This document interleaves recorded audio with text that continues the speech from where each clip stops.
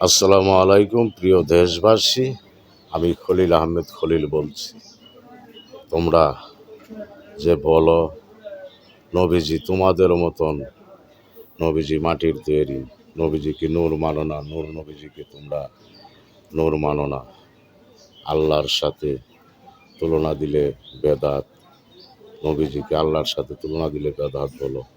তোমরা আল্লাহর বন্দা হইতে পারো, নবীজির উম্মত হইতে পারো না। যারা পাঞ্জাতনের বিরুদ্ধে কথা বলে তারা নবীজির উম্মত হইতে পারে না। যারা বলে নবীজি আমাদের মতো মানুষ, তারা কখনো নবীজির উম্মত হইতে পারে না।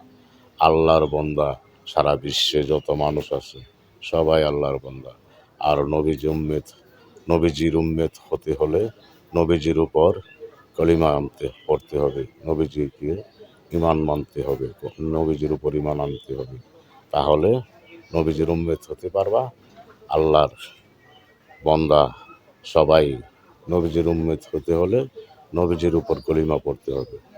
নবীজি মুসলমান না, নবীজি মানুষ না, নবীজি আল্লাহর দোস্ত, নবীজির ওসিলা 18,000 মাখলুকাত সৃষ্টি হয়েছে। যেই নবীজির নূরের ওসিলা, সেই নবীজিকে বলো তোমরা তোমাদের মতো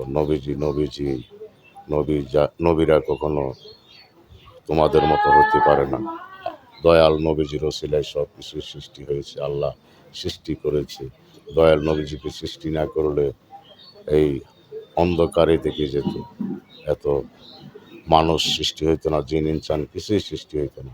সেই নবীজিকে তোমরা ব্যঙ্গ করে কথা বলো, পাঞ্জাতনের বিরুদ্ধে কথা বলো। তোমাদেরকে দেশে থাকতে দিয়েছে, সেটাই বিশ্বের জনগণ তোমাদেরকে বিশ্বের মেঝে থাকতে দেওয়া না দেওয়াই ভালো ছিল। তোমরা যেই দয়াল নবীজির উপরে যেই বেদাত করো, তোমরা দয়াল নবীজিকে নিয়ে যেই কুকুরটি করো, তোমরা এই দেশের মধ্যে আল্লাহর অলিগণের মাঝার ভাঙ্গ, পাঞ্জাতনের বিরুদ্ধে কথা বলো, নবীজির মেয়েকে নিয়ে কথা বলো, মা ফাতেমা সকলের মা, আল্লাহ নিজেও যাকে মা ডেকেছে মা ফাতেমা, সেই মা ফাতেমার বিরুদ্ধে কথা বলো, পাঞ্জাতন নিয়ে কথা বলো। তোমরা মুসলমান হতে পারো না নবীজির উম্মত। তোমাদেরকে বললে যারা বলে তারা কাফের হয়ে যাবে।